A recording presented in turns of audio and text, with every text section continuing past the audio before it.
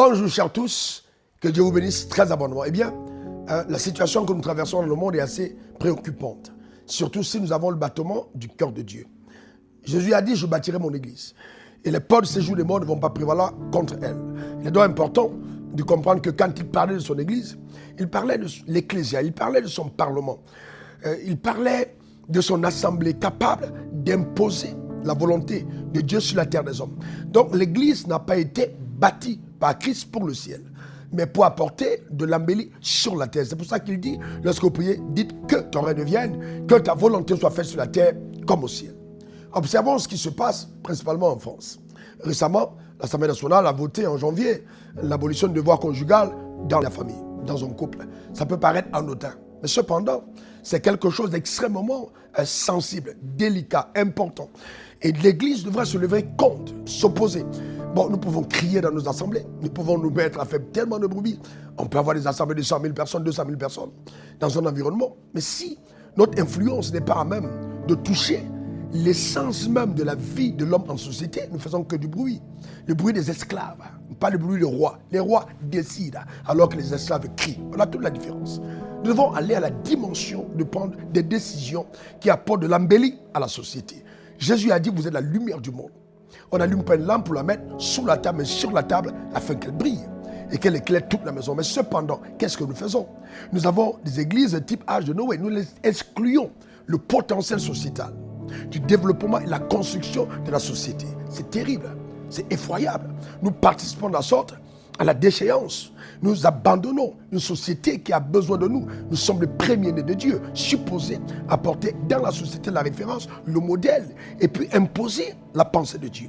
Mais comment cela arrivera si nos enfants ne sont pas impliqués dans tous les secteurs de la société, c'est-à-dire la politique, les affaires, l'art, le sport, et j'en passe. C'est très important qu'on comprenne l'éducation, la communication. Ce sont les secteurs dans lesquels nous devons être présents. Nos enfants doivent être présents. Les enfants de Dieu doivent être présents dans ces secteurs. Et une fois qu'ils ont l'audace, par impulsion divine, ou alors par appel prophétique, d'être engagés dans tel couloir, nous les décourageons. Ils disons non, c'est diabolique, nous devons aller au ciel. Mais comment est-ce possible? Comment est-ce possible que nous pouvons être autant attardés mentalement? Comment est-ce possible que la révélation de Dieu soit autant fragilisée? Voilà les choses qui nous concernent. Nous débattons, nous prenons l'onction pour combattre nos propres frères. Oh, tel a fait ci, oh, tel a fait ça. Nous avons l'énergie pour nous attaquer aux autres. Mais attendez. Entre-temps, le monde se meurt. Pourquoi ne réalisons pas, nous, en tant qu'hommes de Dieu, en tant qu'enfants de Dieu, que nous devons affronter le Goliath qui est en face? Écoute-moi très attentivement.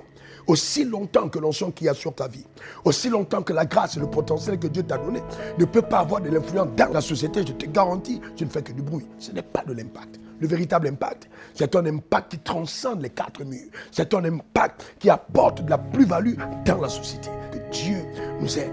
Il nous aide véritablement à nous élever, à émerger. Qu'on ne soit pas toujours en train d'appeler sorcellerie quelqu'un qui a percé matériellement, quelqu'un que Dieu a béni financièrement. Bien, l'or et l'argent appartiennent à Dieu. Vous voulez que qui prospère?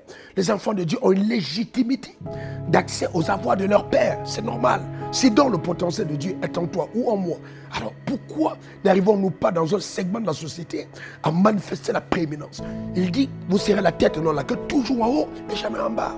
Arrêtons le vacarme et affrontons justement les défis, les batailles de notre destinée. Sortons de nos âges qui sont simplement là à amener les gens tous les jours à se mettre à genoux, lever les mains vers le ciel. Ce n'est pas pour ça que Dieu nous a appelés. Nous sommes de véritables adorateurs. Les adorateurs font de l'impact qui transcende leur existence terrestre. C'est important, qui apporte de la plus-value dans la société. C'est ça la véritable adoration. Quand Abraham a pris son fils et qu'il a porté à la montagne, eh bien le monde entier vraiment a changé de par cet acte qu'il a posé. Il dit, moi et mon fils, nous aurons sur la montagne pour adorer. Il est important que nous retrouvons véritablement le sens de notre bataille, le sens même de l'existence de notre propre mission. Nous ne gagnons pas les âmes pour les enfermer dans nos assemblées. Nous gagnons les âmes pour les bâtir dans la connaissance de Dieu afin qu'ils repartent dans le monde où ils se trouvaient pour créer une influence véritable, une influence radicale, que le règne de Dieu soit manifeste au travers justement des actions de tous. Voilà exactement le sens du combat qui devra être nôtre. Tu as fait de nous des rois et des sacrificateurs et nous régnerons sur la terre des hommes, nous régnerons. Je décrète des cas établis sur ta vie. En vertu des pouvoirs qui me sont souverainement conférés, tu as écouté cette vidéo. Que Dieu te propulse dans la sphère de ta royauté. Que ta prééminence soit visible. Que rien ne fasse défaut. Que tous les règnes de l'univers t'assistent pour te permettre justement de manifester ta royauté. Le règne minéral, le règne végétal, le règne animal, le règne humain. Que tous les quatre règnes participent à l'éclosion de la gloire de Dieu au travers de ta vie. Tu ne manqueras de rien. Arrête, ferme tes oreilles sur tous ces mensonges limitatifs qui t'empêchent de révéler l'immensité de la gloire de Dieu. Nous sommes de la race de Dieu. Nous avons la nature de Dieu. Nous sommes des dieux. Impossible que nous puissions mourir comme des esclaves. Non, non et encore non. Nous devons arrêter ça totalement.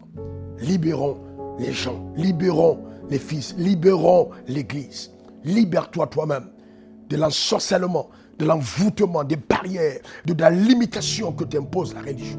Et commence à vivre sur la terre des hommes, sur à quoi Dieu t'a prédestiné. Les dons et les talents qui sont en toi, c'est pour aider la société. Que Dieu te bénisse. Il n'y a pas d'impact sans influence sociétale. Que Dieu te bénisse abondamment. Que la grâce et la paix du Seigneur reposent sur toi. Que sa faveur t'accompagne. Que la puissance de Dieu te garde. Arrêtons la religion. Arrêtons la religion. Arrêtons la religion. Arrêtons la religion.